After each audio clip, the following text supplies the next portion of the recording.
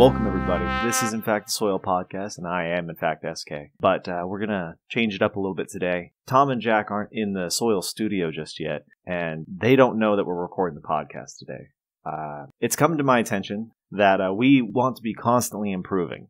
We want to always be improving our abilities as storytellers and creators. And, alongside that, our ability to talk about works outside of our own. And Tom and Jack have, outside of the podcast, have begun to worry me a little bit about how they treat other work and whether they're being objective. So I invited them in today to have a little bit of a discussion about how we can all improve as part of a team. I hear them coming in. So just hang out, and I'll talk to you guys at the end.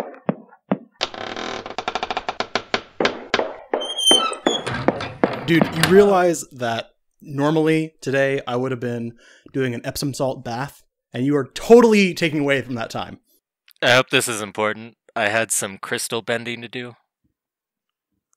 No, I realize that it is Sunday and that everyone has their things that they'd like to do on Sunday. You know, I'd like to do normal things on Sunday, not crystal bending. I like to watch football, the Sunday pastime. So I asked you guys to come in today, and I asked you guys to bring in a story that you really enjoy so that we could talk about it a little bit, because I think that in order for us to continue to create really great content and do really a great job on the podcast talking about other people's stories, we need to have a discussion about how critique works. So I figured we could just kind of have a powwow and talk about how we should approach talking about other people's stories so that we're objective, fair, and constructive. Oh, thank goodness, because Are we not that way already? Goodness. Well, this is what he's talking about. Okay, yeah. Well, here's what I've noticed, Jack. What I've noticed about you, the way that you critique, is that you usually find something you don't agree with, and then you say how much you disagree with it, and that's usually in the form of it's bad. But when we critique something, we want to be objective, and we also want to offer a solution or some kind of improvement, not just point out that it is in fact not working. We don't want to be a dick but about what it. if there's just no salvaging it? You know, like sometimes shit's just bad. Well, then maybe hold on before we get into that, Tom. Yes. I know you have nice things to say. I know that you do, and that's kind of the problem, is that when you critique something, I know that you like looking at the artistic efforts and, you know, seeing the process through, and you like getting a lot of different perspectives on things, but you get so lost in the method that you don't really like hone in on anything. So I feel like you get lost, and then I get lost, and then nobody learns anything. I mean, isn't art about getting lost? No, art is about conveying a message. Well, I mean, you could argue it both ways. Let's take a second here. Can you guys tell me the difference between critique and commentary? Because I've talked about it before, but do you guys actually remember the differences between the two? Critique is where something's bad. Mm-hmm. Commentary is like talking about. Well, it's either way. I mean, it's just things are bad, and you're going to talk about how they're bad. It's fine. Right, you're commenting. There's not really a distinction here. Well, it's like, you know, you want to critique, you got your sharp tools, and you're kind of just like taking it apart a little bit, be like, you know, you need to rough a little bit of these edges. Commentary, you're just like, this is nice, I love it, it's beautiful. You're a wonderful person. Okay. I mean, not entirely wrong. So, let me give you guys some better definitions, I guess. Commentary is kind of like what Tom said. It's where you say something nice about it, but it's not just about saying nice things. You could also say bad things. It's mostly surface level. It's like, oh, I like it, or I hate it. This sucks. You suck. It's about making the creator feel. Sounds like critique to me. It makes the creator feel something, but they don't learn anything. Critique is that, but with the layer of not only am I finding out that something is working or not working, but you point out why it's working or not working, and then you offer kind of a follow-up on how things could change to be better. Just stop being bad. I understand, But or keep being wonderful. Right. Why don't we get into some of the stuff that you guys brought? So, Jack, Sure. what did you bring today? I was going to talk about Dragon Ball Z. Okay. We talked about like anime, and so it was kind of on my mind. Okay. No, that's good because it's a long-standing work. It's fairly old at this point. It's something we can talk about the author and the work itself. That's great. And Tom, what did you bring? Well, I brought one of my favorite stories of a world of magic and mystery, and I realized that a lot of the motifs don't make sense. They don't really belong together, but it's about the joy of existence. Harry Potter. Oh, okay. No, that's good too. It's kind of same situation, long-standing series, a little old at this point, and we can talk about the author. That's great. I know that we were talking about striking up some kind of editing service, and you were talking about using Harry Potter as one of our examples, and I thought that was a good idea. So I see the logical connection here. So I'm going to give Tom the floor for a second here. Can you? Okay. What do you think of Harry Potter objectively? Sure. So Harry Potter is a story beloved by children and adults, and told from the perspective of a child. Adults love remembering what they lost in childhood, and I love that it's about a coming of age of a boy who is kind of trodden on in his beginning life, and then finds out he is a magical prince, and that he must defeat the Dark Lord. And so I just love that it's bringing out the magic in everyone. Okay. What I want to point out, Tom, is that you said I love a lot. And as much as I love Harry Potter too, I don't think that, loving it is part of my objective interpretation of what makes it good and what makes it bad. I noticed that when we were looking at the first chapter that you made a note about an omniscient narrator that makes an appearance in the very beginning of the book, but never appears again. What do you think of the use of an omniscient narrator? Do you think that reflects on J.K. Rowling and her inability to stay consistent, or is it the work of a novice writer? What is your objective opinion of that? Well, I was just wondering about the world itself. Doesn't make sense in the world, and you have all these spirits that come in, and it doesn't really make sense in the Muggle world, though. And then, the narrator could be J.K. Rowling herself, but then she doesn't really show up again. It's kind of confused, but you don't really think about it when you read it. It's just like, okay. And then, describing the Dursleys as kind of venom scum, as, not even human. They're just vile beasts. And it's a nice context. So you'd say that she's a little biased in the way that she writes her characters, and that bias kind of reflects on us, the reader, that we know the Dursleys are bad people because the author thinks they're bad people. Well, yeah, because they're bad people. They're awful. What do you think, Jack? They're bad? Let me explain something to you. The Dursleys, right? They represent everybody who lives in, say, the middle class, right? They're the stereotypical middle class. The problem with that is that by making everything about them pretty much stereotypical, they aren't a person anymore. Yeah, no, I would agree with that. I would say that they don't get any characterization that actually allows them to be truly antagonistic to Harry. They're just a big barrier for him to overcome, which he does eventually, magically, through Hagrid. Tom, do you think that kind of takes away from Harry's agency, that he just gets whisked away on his adventure? Well, let's see. I think J.K. Rowling is trying to say that humans are kind of just bad, and that's why we need a wizarding world. We need something that's separate from people. And so the Dursleys, they're obsessed with conformity, with social appearance. They want to be the highest ideal of what you expect to see in a magazine, of a fine appearance and well manners, and behind the scenes all this gets to them, and they're just super mean and permissive of Dudley's atrocious pig-like animal nature, and they don't want anything to do with Harry Potter's family, and they see it and they freak out. They're like, we don't want anything to do with this, and we know people like this in the real world, and we just don't interact with them because we need positive people.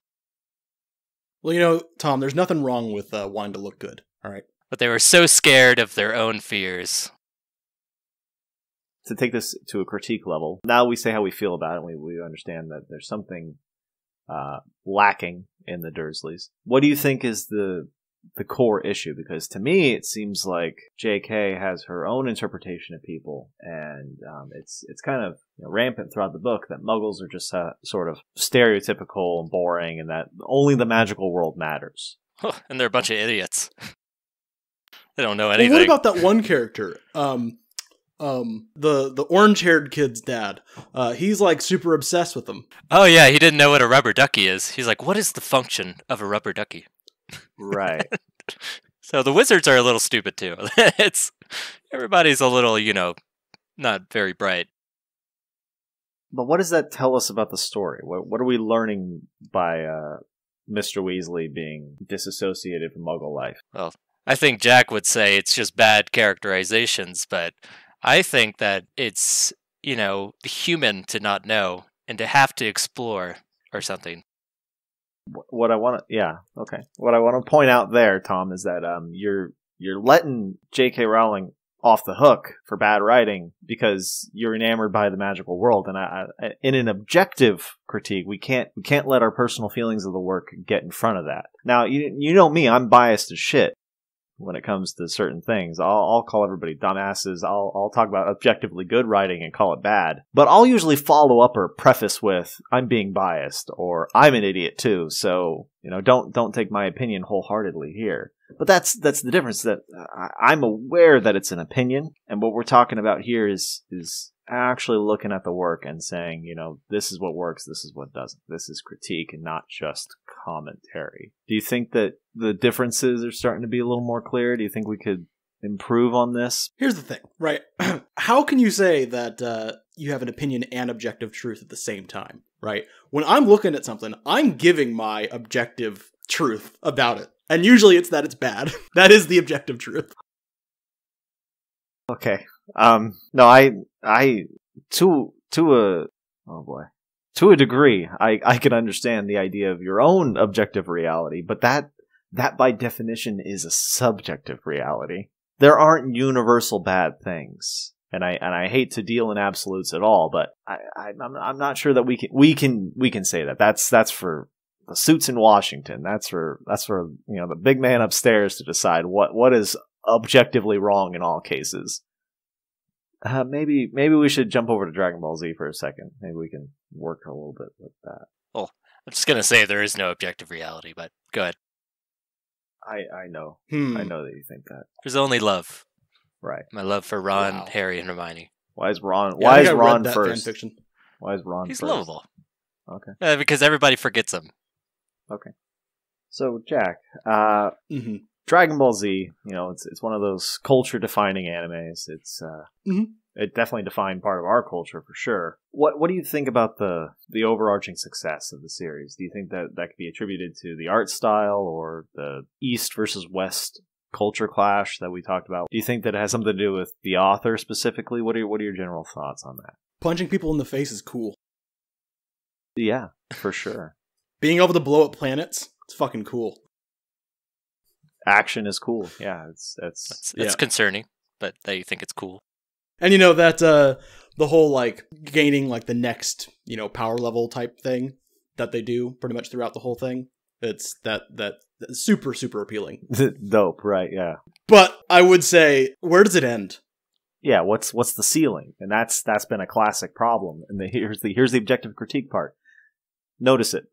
This is one of the classic issues of Dragon Ball fans that they have, is that the ceiling keeps getting raised on what's capable of the heroes and what's capable of the villains, and once you become a universal threat, where do you go beyond that? A multiversal threat? Well, what happens after that? Exactly. So it should have ended with Frieza. Okay, so we just throw away 60% of the canon because you like Frieza the best. Well, because that's when he attains that, legendary status. That's it. The story's over. Don't you notice how the next 4 books are just them faffing about trying to find the next thing? Faffing?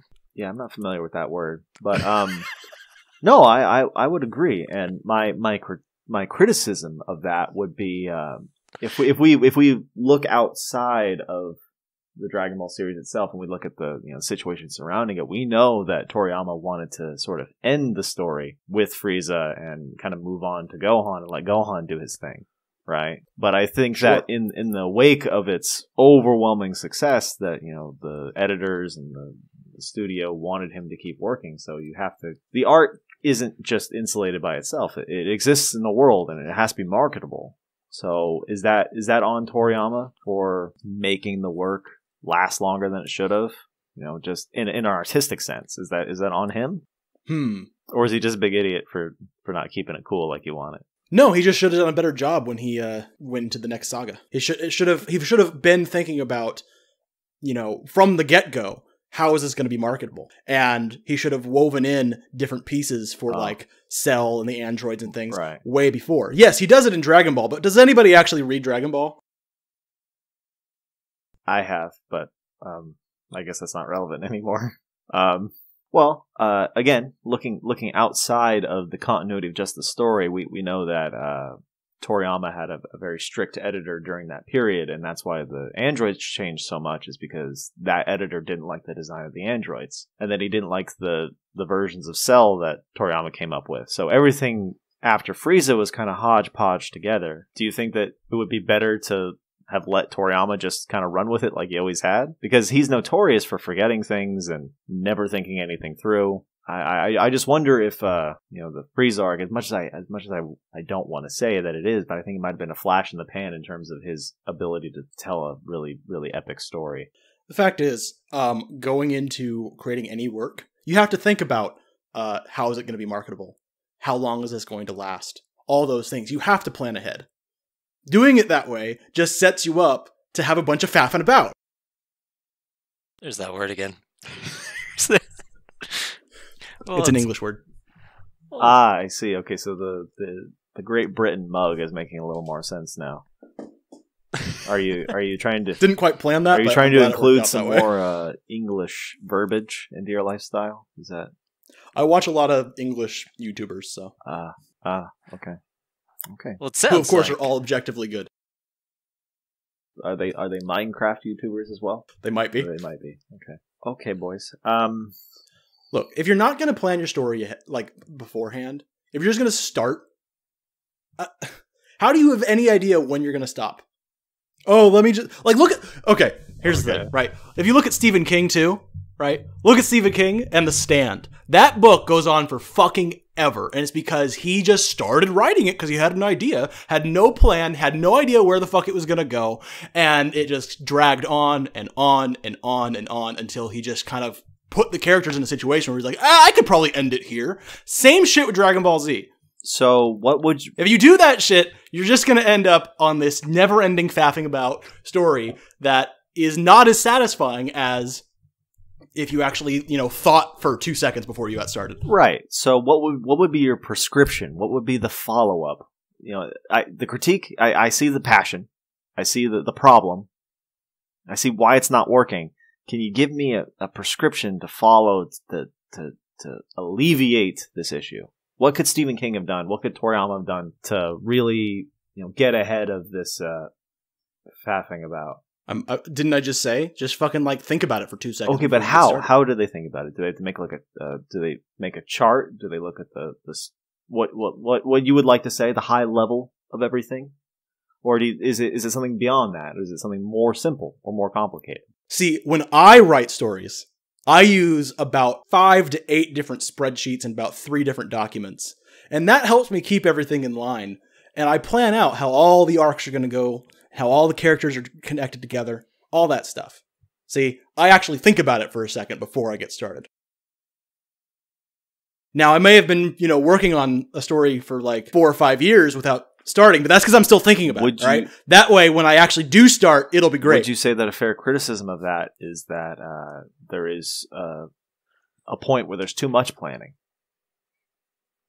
I can see your face. I can see that you don't understand the question. I can expound on that. Go ahead, please.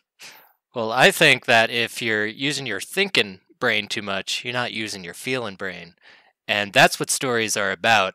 Because if you're just using your thinking brain, you might as well write an essay. It's like you think, back in the past Homer was using spreadsheets and notes? Or you think he was going from his heart? I imagine he might have jotted some stuff down on his stone tablet. He might have made a couple notes here and there. But do you see where it's in the middle, right? It's not all about planning. It's not all about thinking.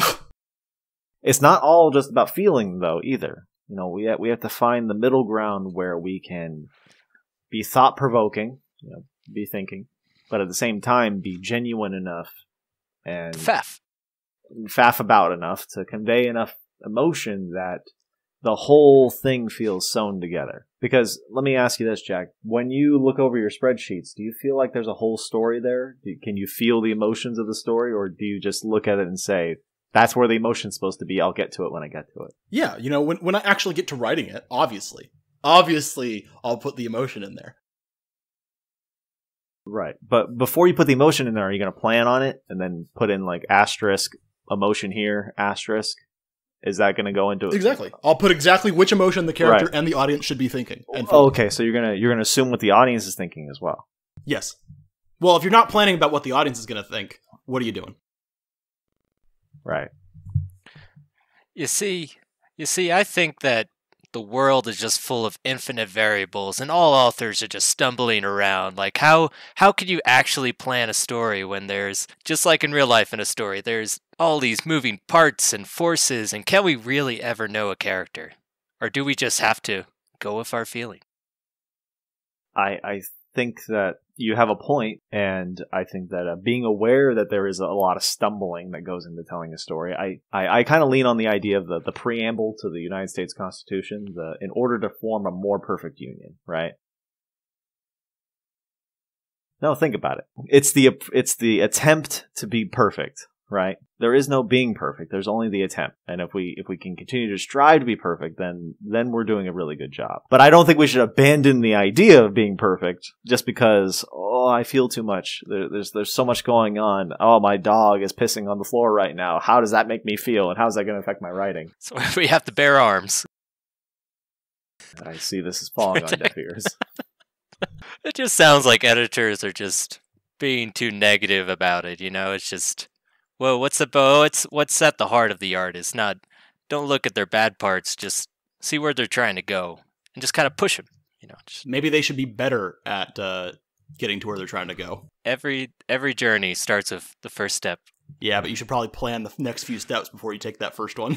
Shouldn't plan the first step, or are you just assuming that the first step was already planned? The first step is in the first few steps that you're planning, at the very least. Oh, okay, so there's a first step and then a number of sub-steps. Right.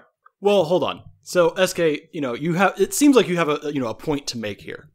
Okay. Yeah. So here's my question to you. Right. If I'm Toriyama, or if I'm J.K. Rowling or Stephen King, and someone and they're getting your perfect version of critique or whatever, how are they supposed to take that? I'm gonna give them a bunch of like positive shit about their story, like Tom wants me to. And then what are they supposed to do with that? How does that make them better writers? Okay, but telling someone that they're doing something well doesn't mean that you're just telling them that, go unchecked. You know what? You're doing perfect. There's no such thing as perfect. I don't know how many times I gotta say that. If you want to tell someone that they're doing something right, there's a way to follow up on that and say, hey, here's how you can continue down that path. Or here are some of the pitfalls you might run into in the meantime. I don't know if they would take that advice, It's hard to say what the individual is going to do, but all we can do is look at their work and see what went right and what went wrong, and then apply it to ourselves. And if you're going to do a work and you're going to publish it willy-nilly just because you're ready to get out there because Tom, it feels right, or Jack, how can it be bad? I planned it, how can it be bad? Or it just feels so good. You've robbed yourself of the chance of that second draft or the third draft, the versions where someone else can, add their perspective to it and give you a chance to see it outside of yourself. I don't know if they're going to take that critique all that well. How do you feel about getting critiqued? Do you think that anyone can have a better opinion of your work than you? It's funny. Right. I'm starting to think that a good writer should just, block out all the critics. Like they're searching for this ideal that just doesn't exist, and they're just trying to bully writers into writing a certain kind of way. See, that's exactly why I have to yell all the bad things about their story at them. See what I mean? Keep blocking it out, so I have to yell louder. So this is sort of the world deserves and needs bullying versus the world should just be a nice, peaceful place where everyone can just do whatever they want. Think about it. I guess. Do you think that maybe that there's something in the middle? Some kind of compromise or harmony between the two ideas that is also not stagnant but fluid, changes at every turn. Nah. No? It's like, no bad vibes, man. Well, I mean, if you guys at least know the differences between critique and commentary, I think that's probably good enough for today. Can you guys tell me the difference? Commentary sounds like what Tom's talking about, and I'm pretty sure critique is exactly what I'm doing. So sounds like critique's just a nice way to say bullying. That's what I've learned. Yeah. Okay. Okay. You know what? I'll clean up. I'll see you guys later. Okay. All right, Tom. We got to go back to and get our figure out all the stuff for our editing service. Right. Yeah. Let's go. Well, that didn't go as I planned, but I really wasn't expecting much either. So I guess it's a step forward. I was really hoping that they would take away some of these ideas of commentary versus critique and how to look at a work objectively and say, what you think about it with the lens of I want the creator to improve, and that critique isn't bullying, and it's not about making the artist feel good. It's about helping them improve in a way that keeps them working. I don't know how much they really walked away with today, but I'm hoping that down the line we can maybe have a follow-up and maybe get some real critique. But I want to thank everyone for hanging out during the Secret Soyle Podcast. If you want to reach out to the Soyle team, you can do that on Twitter, on YouTube. You can listen to us on your preferred audio platform, Spotify, Apple, Google, whatever tickles your fancy. And we'll see you guys next time.